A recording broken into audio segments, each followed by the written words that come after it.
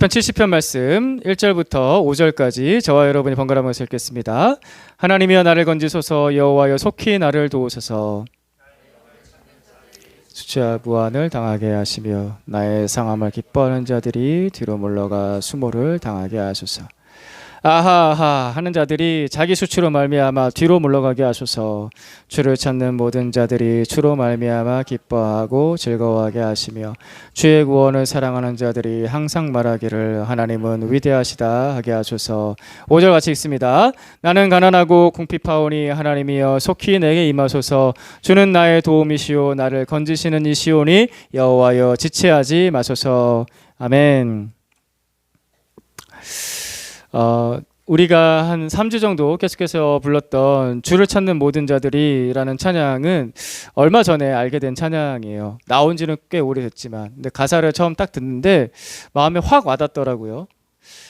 음류라고 박자는 되게 좀 어려웠어요. 그래서 이거를 우리 교회에서 같이 부를 수 있을까 고민이 되더라고요. 왜냐면은 음악을 우리가 그렇게 프로답게 할 수 있는 사람들이 아니기 때문에 물론 열심히 하긴 하지만 그런 어떤 느낌을 잘 살려서 할 수 있을까 어려웠는데 어쨌든 잘 적응해서 다행이에요. 중요한 거는 뭐 음률이나 박자보다 가사가 은혜가 된다는 거죠. 가사가 너무 은혜가 되는 거예요. 그래서 이게 뭐지? 이 찬양 왜 이렇게 마음에 와닿지? 라고 해서 제가 가사를 쳐보니까 이게 시편 찬양이었더라고요. 시편 70편으로 만들어진 찬양이었습니다. 그래서 요즘 이 찬양을 제가 좀 자주 떠올리고 있고요. 그리고 기도하면서도 시편 70편 말씀을 펼쳐놓고서 그 시편 70편의 그 기도 찬양에 도움을 받으면서 좀 기도를 하고 있습니다. 많이 도움이 되고 있고요. 감사하고 있습니다. 이 시편 70편의 표제어 제목이라고 할 수 있는데 표제어 맨 위에 있는 가로친 부분을 보시게 되면은 다윗이 기념식에서 부른 노래라고 나와 있습니다. 그죠? 저는 이 기념식이 도대체 어떤 기념식인지 궁금해서 주석들을 다 찾아봤는데 제가 못 찾은 것 같아요. 모르겠어요. 어떤 기념식인지는. 어떤 기념식인지는 모르겠는데 다윗이 기념식에서 불렀다고 합니다. 근데 다윗이 이 날만 이 찬양을 불렀을까? 생각해보니까 찾아보니까 그게 아니더라고요.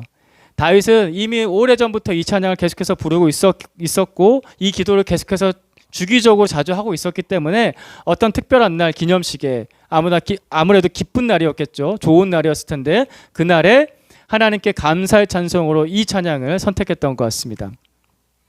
다윗이 자주 불렀던 이 찬양이 공식적으로 처음 기록에 남겨진 것은 아마도 시편 40편인 것 같습니다. 시편 40편을 보시면요. 비슷한 내용의 찬양이 거의 똑같은 내용의 찬양이 나옵니다. 시편 40편. 이것도 번갈아 가면서 읽겠습니다. 제가 1절 먼저 읽습니다. 다윗의 시 인도자를 따라 부르는 노래. 내가 여호와를 기다리고 기다렸더니 귀를 기울이시사 나의 부르짖음을 들으셨도다. 여호와여 은총을 베푸사 내 생명을 찾아 멸하려 하는 자는 다 수치와 낭패를 당하게 하시며 나의 해를 기뻐하는 자는 다 물러가 욕을 당하게 하소서.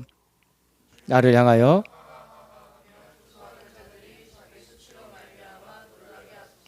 주를 찾는 자는 다 주 안에서 즐거워하고 기뻐하게 하시며 주의 구원을 사랑하는 자는 항상 말하기를 여호와는 위대하시다 하게 하소서. 나는 가난하고 궁핍하오나 주께서는 나를 생각하시오니 주는 나의 도움이시오 나를 건지시는 이시라. 나의 하나님이여 지체하지 마소서. 아멘. 아멘. 네, 그쵸? 굉장히 비슷하죠. 시편 40편에서 이미 다윗이 그 전에서부터 많이 불렀던 찬양 였던 것 같습니다. 그거를 어떤 기념식 날 이 시편 70편을 다시 또 기록에 남기면서 이 찬양을 또 불렀던 다윗의 찬양이었던 것 같습니다. 다윗이 이렇게 하나님을 찬양하고 하나님께 감사하는 사람이었습니다. 그것이 늘 입에 있었던 사람이죠. 근데 또 다른 한편으로는 지난 주일날 우리가 말씀에서 같이 들었듯이 다윗은 죄가 많은 사람이었습니다. 큰 죄를 지었던 사람이었죠. 간음죄를 지었고 살인죄를 지었고 거짓의 죄를 지었습니다. 너무나 큰 죄를 지었습니다. 지금 시대에도 이런 일이 있었다고 한다면은 거의 뭐 사회생활을 못할 정도로 당연히 감옥에 가야 되는 거고요. 일반 생활을 못할 정도로 큰 죄를 지었던 사람인데 분명히 너무나 큰 죄였는데 다윗이 하나님 앞에서 회개할 기회를 얻고 은혜를 받고 그가 회복을 하게 됩니다. 어떻게 그는 그렇게 될 수 있었을까? 라는 것. 오늘 이것을 다시 한번 더 살펴보면서 우리가 믿음으로 산다는 것, 믿음으로 기도한다는 것, 믿음으로 찬양하고 믿음으로 감사한다는 것이 내 삶에 왜 필요한지, 어떤 일들이 일어나는지를 우리가 같이 경험했으면 좋겠습니다. 다윗이 어떻게 그 큰 죄에서 하나님의 은혜로 회개하고 회복하는 것들이 그렇게 빠를 수 있었을까? 가장 첫 번째 원인은 누가 뭐라고 해도 하나님 그분 자체이시죠. 하나님 때문입니다. 제일 첫 번째 원인은 하나님. 우리 모든 삶의 제1 원인이라고 한다면 하나님이십니다. 하나님이 아니면 아무 일도 일어나지 않습니다. 하나님이 계시기 때문에 이 모든 것이 가능한 것입니다. 그래서 다윗은 그의 기도 속에, 그의 찬양 속에 하나님이 주어가 되고요, 하나님이 목적어가 됩니다. 많은 부분에서 계속 하나님을 찾고 하나님을 부르고 하나님을 노래하고 하나님께서 하나님을 하면서 그의 찬양과 그의 기도의 속에서 계속 하나님이 나옵니다. 오늘 우리 같이 봤던 시편 70편 1절과 4절 말씀만 봐도 그렇죠. 같이 한번 읽겠습니다. 시작. 하나님이여 나를 건지소서, 여호와여 속히 나를 도우소서.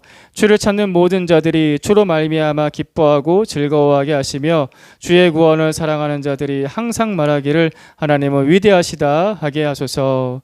아멘. 하나님이여 나를 건지소서, 여호와여 속히 나를 도우소서.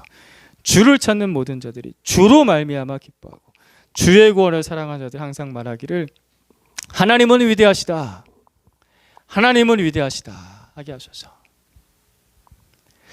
우리가요, 기도를 일단 좀 많이 해야 되는데요, 근데 기도를 많이 한다고 해도 우리의 기도 속에 내가 주어가 되고 내가 목적어가 될 때가 많으면요, 우리의 기도의 응답은 잘 이루어지지도 않고요, 내 마음에, 내 영혼에 공허감만 더 많아집니다.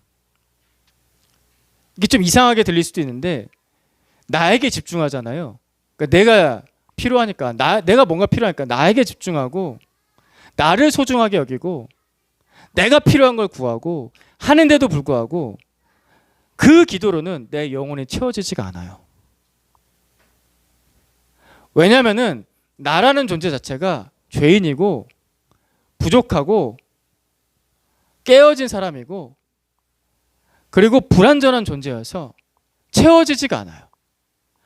그런 내가 저 구렁텅이에 있는데, 저 문제 속에 있는데 문제 속에는 나만 계속 보는 거예요. 채워지겠냐고요. 슬픔만 더 많아지고 걱정만 더 많아지고 근심만 더 많아지죠. 완벽해 보이는 다윗조차도 그는 깨진 인생을 살았습니다. 채워지겠습니까? 다윗 혼자서? 내가 주인공이 되고 내가 주어가 되고 내가 목적어가 되면 절대 채워지지가 않습니다. 저도 기도할 때 제가 주어가 될 때가 참 많습니다. 제가 목적어가 될 때가 참 많아요. 하나님, 저는 이런 꿈이 있습니다. 하나님, 저에게 이런 계획을 이루어 주십시오. 저 사실 많이 전도하고 싶고요, 제자도 많이 삶아서 제가 목회 정말 멋지게 한번 해보고 싶습니다. 라는 제가 주인공이 되는 그런 기도가 저절로 나오기도 합니다. 근데 그러다 보면요, 제가 경험하는 것은 그런 기도를 많이 했음에도 불구하고 채워지지 않고요, 이런 현상이 일어나요. 저랑 남을 자꾸 비교해요. 저는 이런 목표를 가지고 있고 저는 이런 계획을 가지고 있는데 왜 이게 안 이루어지죠? 하면서 그게 좀 이루어져 보이는 사람을 두고서 비교를 하게 되더라고요. 저 목사님은 너무 잘하네? 내가 저 목사님하고 다른 게 뭐지? 내 기도가 부족한가?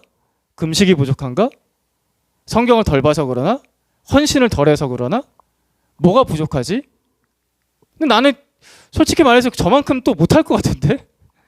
저분은 어떻게 저렇게 잘하지? 계속 비교의식에 빠져요. 이런 기도를 하면 할수록 늪으로 들어가는 거예요. 이건 사실 기도가 아니라 나 혼자의 독백인 거죠. 기도가 아니라 나 혼자 걱정과 근심을 쌓아가는 거예요. 거기에는 하나님은 계시지 않아요. 나만 있죠. 그러니까 절대 채워지지가 않습니다. 기도의 궁극적인 초점은 내가 아니라 하나님이시죠. 기도는 하나님을 확대해서 보는 돋보기와 같습니다. 하나님을 집중해서 보는 돋보기와 같습니다. 그러려고 우리가 기도하는 거예요. 사실 우리가 많은 기도 가운데 나의 필요가 이런 게 있습니다 라고 기도하는데 그게 틀렸다는 게 아니에요. 할 수 있는데 그 기도를 건강하게 계속해서 하다 보면은 하나님께서는 우리를 어떤 자리로 인도하시냐면은 하나님 그분만을 바라보는 자리로 인도하세요. 하나님께 집중하는 그런 자리로 인도하세요. 그렇다고 한다면 내가 건강하게 기도를 잘하고 있는 거예요. 근데 자꾸 내 걱정 속으로만 들어가고 있다라고 한다면 내가 지금 기도의 길을 잃은 거죠. 기도는 하나님을 확대해서 보는 돋보기와 같습니다. 원래 기도의 역할이 그렇습니다. 리차드 포스터 목사님께서 찬양의 기도를 가르치면서 이렇게 찬양의 기도를 설명을 했습니다. 우리 자신이나 우리의 활동을 지나치게 확대해서 말하는 것은 참으로 위험하다. 그러나 우리가 하나님을 확대하는 것은 안전하다. 우리는 하나님의 선하심과 사랑에 대해 아무리 확대해도 지나치지 않다. 우리가 생각해낼 수 있는 최대한 과장된 것도 실제 하나님의 그것에는 전혀 미치지 못한다. 그 하나님의 선하심과 하나님의 사랑과 하나님의 은혜와 하나님의 구원과 하나님의 능력과 하나님의 그 오래 참으심과 하나님의 그 모든 전지전능하심에 대해서 아무리 우리가 확대한다고 해도 하나님의 그 전체를 다 보지 못합니다.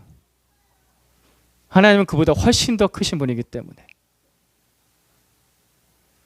그래서 그것은 전혀 위험하지 않습니다. 근데 나를 확대하면요, 나는 약하고요, 나는 죄인이고요, 나는 불완전하고요, 나는 깨져 있고요, 나는 삐뚤어져 있고요, 나는 가시돋쳐 있어요.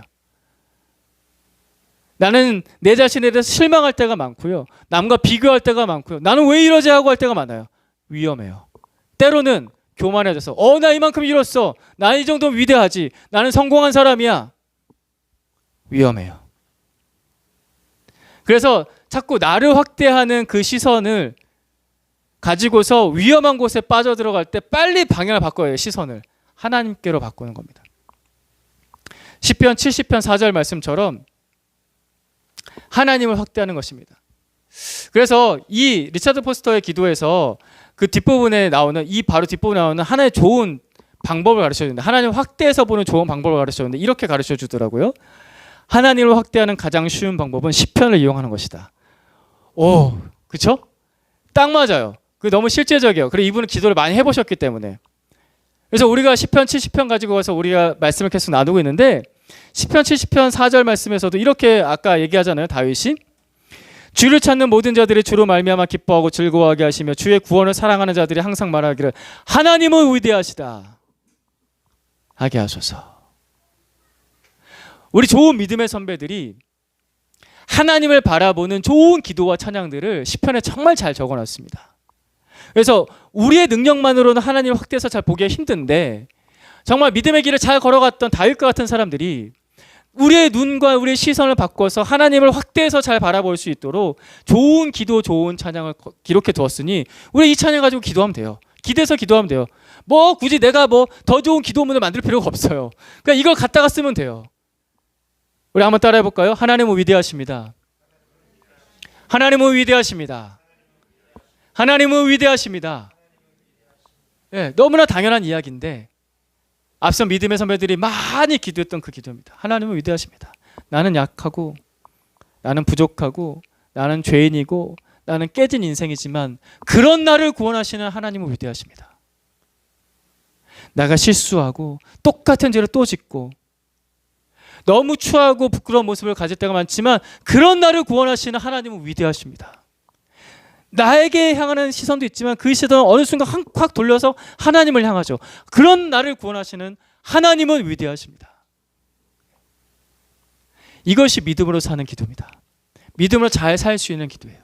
나를 바라본 믿음이 안 생기죠. 그게 생기겠어요, 믿음이? 나의 뭘 보고 믿음이 생기겠어요? 나의 어떤 능력을 보고 믿음이 생기냐고요. 하나님을 바라보는 겁니다. 돋보기를 가지고 있어. 좋은 돋보기를 가지고 있어. 시편이라는 돋보기를 가지고 있어. 좋은 기도문을 가지고 있어. 하나님을 바라보면서 하나님은 위대하시다. 이렇게 믿음으로 사는 기도를 우리 계속해서 연습하면 좋겠습니다.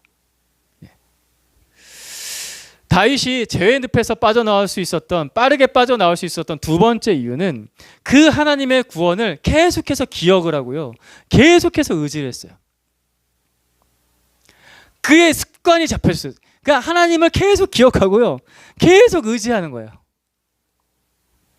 다윗이 어릴 때 사무엘 예언자를 만나게 됩니다. 사무엘 예언자가 초대왕, 이스라엘의 초대왕 사울왕이 죄를 짓고서 하나님께로부터 왕위를 박탈당하고 나서 그다음에 사무엘이 또 하나님의 사명을 받고서 다음 왕을 세우려고 이새의 집에 가게 됩니다. 이새가 다윗의 아빠예요.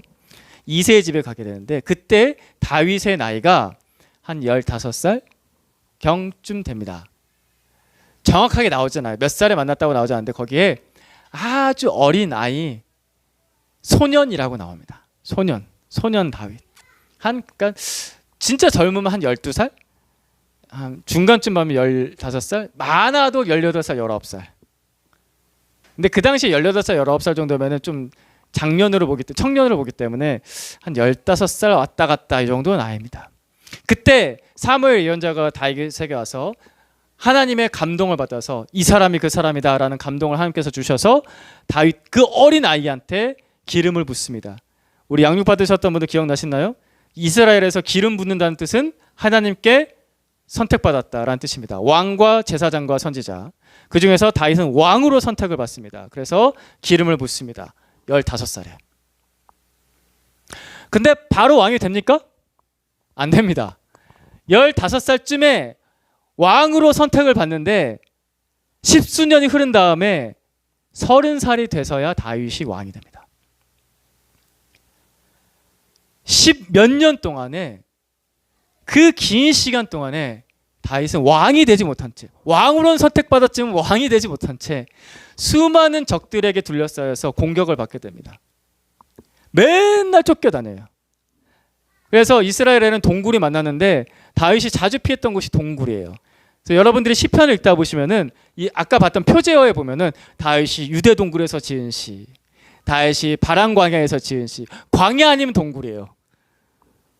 다윗이 정말 어려울 때 그런 동굴에 피해 다니며 광야에서 피해 다니면서 너무나도 고난을 많이 당했습니다.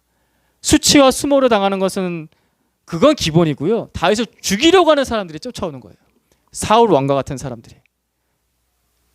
우리가 지금 그걸 전혀 경험해보지 않아서 그게 힘들겠다 이 정도 느낌이 오죠. 구체적으로 상황을 설정해 보겠습니다. 누군가 어떤 미친 사이코가 스토킹하는 사람이 나를 밤마다 지켜봐요. 그러면서 네가 나를 사랑하지 않으면 내가 너를 죽여버리겠어 맨날 이래요.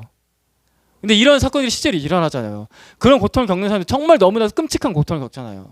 이게 진짜 끔찍한 범죄잖아요. 다윗은 10수년 동안 그 범죄에 시달렸던 거예요.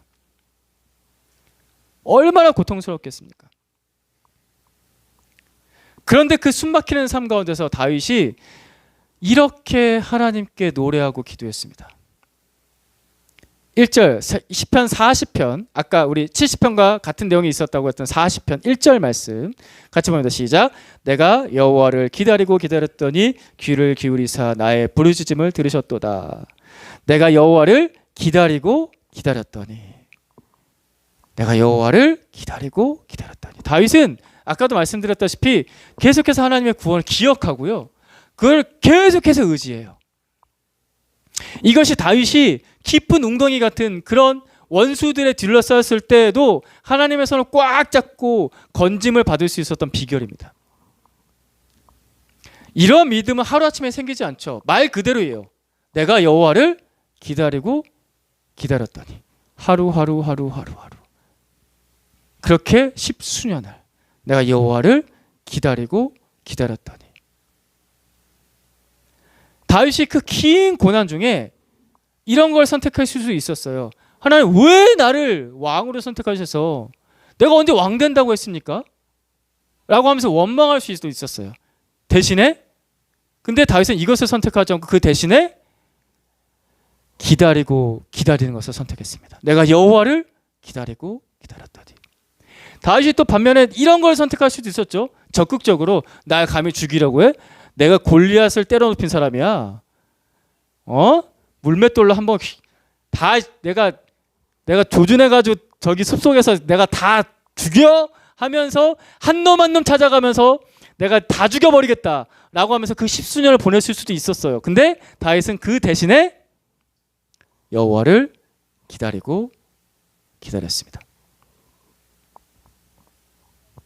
내가 여호와를 기다리고 기다렸더니. 하나님을 기다리는 그 하루하루를 통해서 하나님께서는 다윗을 믿음의 사람으로, 기도의 사람으로, 찬양의 사람으로, 감사의 사람으로 점점 더 강하게 키워가셨습니다. 여기서 초대 왕이었던 사울 왕과 두 번째 왕이 되었던 다윗 왕의 차이점이 있습니다. 사울 왕은 하나님께 선택을 받고 나서 얼마 지나지 않아서 바로 왕 위에 오릅니다. 물론 그때 사울 왕이 좋았어요. 믿음이 좋았어요.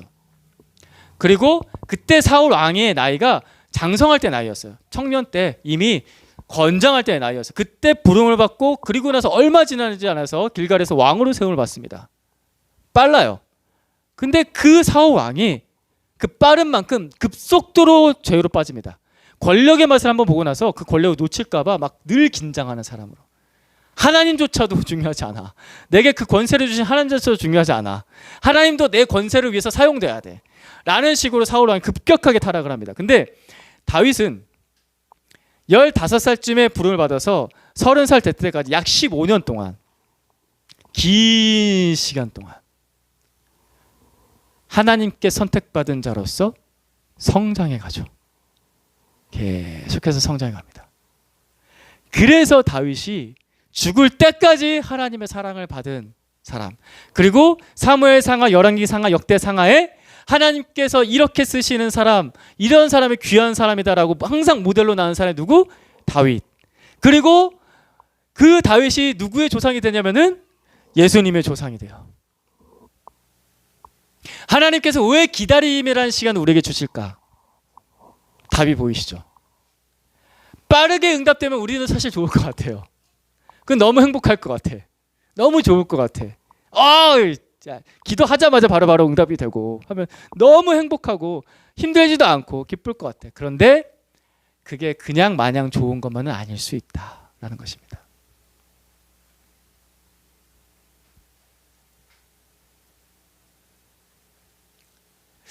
하나님께서 우리에게 기다림이라는 시간을 주시는 것은 우리가 내 안에 있는 부정적인 생각과 응어리진 마음과 분노와 원망, 내 주변 상황의 모든 안 좋은 상황들과 비뚤어진 관계들을 하나님께서 하나하나 고치시고 바꾸셔서 하나님을 향한 온전한 믿음과 감사와 찬양으로 바뀌어져 갈 수 있도록 그 시간을 나에게 주시는 거예요. 사람은 누구나 성장하는데 시간이 필요하거든요. 그래서 우리가 하나님께서 나에게 그런 시간을 주실 때 다윗처럼 그렇게 기도하고 기다리고 찬양했으면 좋겠습니다. 이게 결코 이렇게는 끝나지 않는다. 시편 40편이 이렇게 되거든요. 아까 1절 말씀 읽었는데 2절과 3절이 이렇게 이어져 나옵니다. 번갈아가면서 한번 읽어볼까요? 내가 여호와를 기다리고 기다렸더니 귀를 기울이시사 나의 부르짖음을 들으셨도다. 나를 기가 막힐 웅덩이와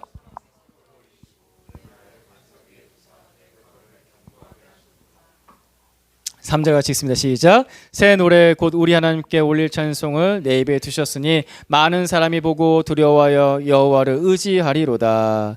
아멘. 하나님께서는 하나님을 기다리는 사람에게 반드시 구원으로 응답하십니다.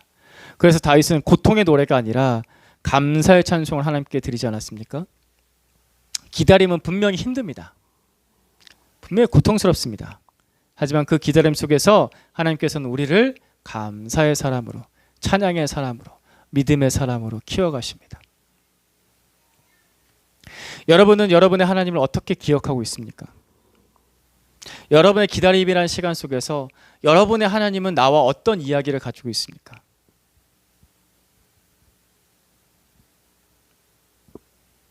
다윗처럼 우리가 고백할 것들이 있어요. 근데 잊어버리고 안 하는 거예요. 다윗은 그것을 적극적으로 했던 사람인 거고 나는 그것을 아직 잘 하지 못하는 사람인 것 뿐인 거죠. 그래서 내가 바꿔가면 돼요. 나를 죄와 죽음에서 건져주신 예수 그리스도, 나를 질병의 고통과 아픔 속에서 끌어안으시고 자녀 삼으신 하나님 아버지, 내 마음의 깊은 상처와 어둠과 관계의 문제 속에서 힘들어하는 나를 끌어내어 주셔서 나를 치료해 주신 성령 하나님, 나와 하나님 사이에는 어떤 이야기가 있습니까? 그 이야기를 고백하세요. 그 하나님을 기억하고 계속해서 하나님을 의지하고 하나님께 감사하고 함께 찬양하는 겁니다. 그러면은 내가 강한 사람이 됩니다. 성장해서 강해지는 사람이 됩니다. 우리가 6개월에 한 번씩 감사절을 지킵니다. 지금 7월이 됐을 때 맥주감사주일, 11월 됐을 때 추수감사주일. 그래서 상반기 하반기 해가지고 1년에 2번 한국교회 절기로서 감사주일을 지킵니다. 그 이유가 여기 있어요. 기억해야 돼요. 고백해야 돼요. 그리고 찬양하고 그 감사로 내 삶을 채워가는 그런 삶의 흔적들이 있는 것이 나를 강하게 한다니까요. 나의 영혼을 구원하고 나의 매일의 삶을 건져주시는 하나님을 기억해 보세요. 오늘 지금 이 시간 내 손을 꽉 붙잡아 주신 하나님을 기억해 보세요. 감사의 기억은 우리로 하여금 믿음으로 한 걸음 한 걸음을 걷게 하십니다. 다윗처럼 한 걸음 한 걸음 내가 여호와를 기다리고 기다렸더니. 반대로 감사의 기억이 없잖아요. 그러면 우리는 일상의 삶에서 무력해질 수밖에 없어요. 감사가 없으면요 기도도 안 나와요. 불평만 있게 되면 정말 기도 안 나와요. 불평에도 어떻게 찬양이 나와요. 감사가 없으면요 기도도 멈추고 찬양도 멈춰요. 그래서 내게 남는 것은 삭막한 일상 가운데 겨우겨우 버텨가는 세상살이밖에 없어요. 우리 그러려고 하나님 믿는 거 아니잖아요. 감사할 때 우리에게 힘이 납니다. 하나님께 감사할수록 우리에게 힘이 납니다. 그러니까 우리 이렇게 한번 해봅시다. 따라해 볼까요? 하나님은 위대하십니다. 하나님은 위대하십니다. 예, 이거 연습해야 돼요. 하나님은 위대하십니다. 연습 안 하면 안 되더라고요. 그렇지 않아요? 이거 그냥 되지 않아요. 찬양과 감사는 그냥 되지 않아요. 연습해야 돼요. 그래서 좋은 연습의 모델이 여기 있잖아요. 가져다가 쓰면 돼요. 하나님은 위대하십니다. 왜 우리는 이거를 잘 하지 못하느냐 하면은 아까도 말씀드렸다시피 자꾸 자기만 봐서 그래요. 나만 봐, 나만. 그러니까 감사는 안 나오고 하나님에 향한 고백도 안 나와요. 그래서 시선을 바꿔서 시편을 이용해서 하나님 위대하십니다. 연습하고 고백하십시오. 나를 확대해서 보지 말고 하나님을 확대해서 보세요. 하나님은 위대하십니다. 연습해 봅시다. 지금 한 3번 정도 연습해 봅시다. 시작. 각자 알아서 시작. 하나님은 위대하십니다. 하나님은 위대하십니다. 하나님은 위대하십니다. 나의 하나님은 위대하십니다. 나는 죄인이지만, 나는 부족하지만, 나는 깨진 인생이지만 그런 나를 건지시는 하나님은 위대하십니다. 연습할 때마다 여러분 안에 위대하신 하나님이 그 자리에 계세요. 이거 고백 안 하잖아요. 그냥 삭막한 일상만 있지. 이거 고백하는 순간에 하나님이 그 자리에 계세요. 이미 계셨지만 느끼지 못했던 하나님을 느끼기 시작해요. 경험하지 못했던 하나님의 일하심을 경험하기 시작해요. 하나님 위대하시다. 고백하십시오. 그리고 우리가 기다리는 시간 동안에 하나님의 구원을 기억하고 그걸 계속해서 의지해야 되는데 그 기다림을 채우는 좋은 방법이 감사라고요. 감사. 감사도 연습해야 돼요. 찬양도 연습해야 되지만 감사도 연습해야 돼요. 지지난주 해가지고 제가 숙제를 내드렸잖아요. 맥주감사주일이니까 감사 준비하면서 적어보십시오. 그래서 그걸 고백하면서 헌금을 드리셨으면 좋겠습니다. 해서 오늘 이 자리에 모였습니다. 어떻게 해보셨어요? 어떠셨나요? 지난 6개월이 그냥 눈 깜짝할 사이에 지나간 것 같은데 감사를 생각하면서 하나님께 감사할 걸 찾으면서 적어보다 보면 뭔가 채워지는 것을 느끼지 않으셨나요? 아, 이게 그냥 지나간 시간이 아니었구나. 하나님이 계셨구나. 발견하게 되지 않나요? 그러니까 해야 돼요. 그러니까 자꾸 연습해야 된다고요. 우리가 목자 모임 시작하면서 찬양하고 나서 바로 이어서 감사기도 하잖아요. 그것도 이유가 여기 있어요. 근데 우리가 보통 그렇죠. 분위기가 좀 그래요. 감사기도 하겠습니다. 그러면은 그제서 뭐 감사하지. 후다닥 그럴 때가 좀 있지 않아요? 예, 그러지 마시고요. 우리 이제 구체적으로 한번 적용해 봅시다. 일주일에 하나만 찾아요. 하나만. 한 가지만 찾아요. 내가 하나님께 감사해야 될 한 가지를 찾아봅시다. 우리 학생들도 힘든 시험 기간을 지나고 있지만 그 가운데서 감사할 거 한 가지를 찾아봅시다. 우리 임신해서 힘든 기간을 지나고 있는 우리 문희도 한 가지를 한번 찾아봅시다. 피곤해 지친 우리 효구도 한 가지를 찾아봅시다. 지금 힘든 회계 업무를 인수받고 있는 우리 태욱이도 한 가지를 찾아보자고요. 더운 여름에 우리 수고하고 있는 우리 진호도 한 가지를 찾아보자고요. 우리 진미자매도 한 가지 찾아보면서 저도 그렇고요. 우리 유아실에 있는 아이도 그렇고 많이 찾지 않아도 돼요. 그냥 한 가지만 찾아봐도 한 가지 찾으면 달라진다니까요. 한 가지 찾고 그걸 고백하세요. 한 가지 찾고 그걸 나눠보세요. 한 가지 찾고 그걸 기도해보세요. 그러면 그 순간 달라져요. 그거 한 거랑 안 한 거랑 완전히 달라요. 그러지 않아요? 저 완전 다르던데 느낌이. 내 마음에 막 새입이 솟아요. 제 마음이 새로워진다는 걸 느껴요. 오, 이게 되게 좋은 거였네. 그러지 않아요? 감사하면요. 이게 진짜 마법 같은 일이에요. 그게 아니라 하나님의 은혜인 거죠. 마법이 아니라 하나님의 은혜죠. 어떤 우울증에 앓고 있는 한 여인이 있었습니다. 그 여인이 너무나도 힘들어하면서 정신과 의사를 만나서 상담을 하는데 상담하다가 너무 깊은 우울증에 빠져서 이 정신과 의사가 이 여인한테 제안을 해요. 이거 한번 해보시겠어요?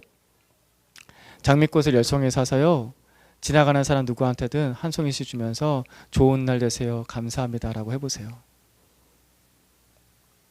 근데 우울증을 앓고 있는 사람한테 그런 일 자체가 굉장히 힘들거든요. 근데 도저히 못 살겠어서 의사가 얘기한 대로 한번 해본 거예요. 10송이를 사가지고 지나가는 사람한테 저기요. 좋은 날 되세요. 감사합니다. 근데 받는 사람들이 너무 기뻐하면서 받는 거예요. 고마워요. 땡큐 하면서 받는 거예요. 노숙자한테도 힘들지만 좋은 날 되세요. 감사합니다. 다 기쁘게 받아줘. 그 순간에 이 사람의 생각이 마음이 막 바뀌어지는 거예요. 세상에서도 그렇다고요. 세상에서도. 감사하면. 하물며 우리가 나를 구원하시고 나를 만들어주시고 나를 여기까지 인도해 주신 하나님께 감사하는데 내 안에 변화가 없겠습니까? 그런 감사하는 마음으로 사랑하는 가족들에게, 이웃들에게, 친척들에게, 교회 식구들한테 감사하는데 내 안에 그런 변화가 없겠습니까? 달라져요. 시험에 음침한 골짜기로 들어갈지라도 감사하면 달라져요. 한 가지 찾아봅시다. 그래서 우리도 다윗처럼 기뻐하면서 찬양하게 되기를 바랍니다. 그렇게 될 것입니다. 우리 두 구절 말씀 나의 기도로 나의 감사로 고백하는 마음으로 같이 한번 읽겠습니다. 시작. 주를 찾는 모든 자들이 주로 말미암아 기뻐하고 즐거워하게 하시며 주의 구원을 사랑하는 자들이 항상 말하기를 하나님은 위대하시다 하게 하소서.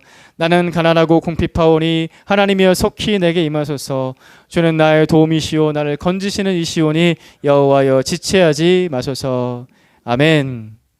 하나님 아버지 감사합니다. 우리를 구원하신 하나님은 위대하십니다. 우리는 연약하고 죄인이지만 그럼에도 불구하고 우리를 건지신 우리 하나님 아버지는 위대하십니다. 아버지 감사합니다. 여기까지 인도해 주시고 앞으로도 인도해 주시고 지켜주실 것이어서 너무나 감사합니다. 하나님 일주일에 한 가지씩 하나님께 감사하고 내가 살아가는 사람들 감사하며 살아갈 것들 생각나고 보여지게 해주셔서 우리의 눈과 시야가 바뀌어지게 해주셔서 여기는 우리 모두가 주로 말미암아 기뻐하며 감사하게 하여 주시옵소서. 여호와는 위대하시다 찬양하게 하여 주시옵소서. 우리 주 예수 그리스도의 이름으로 기도드립니다. 아멘.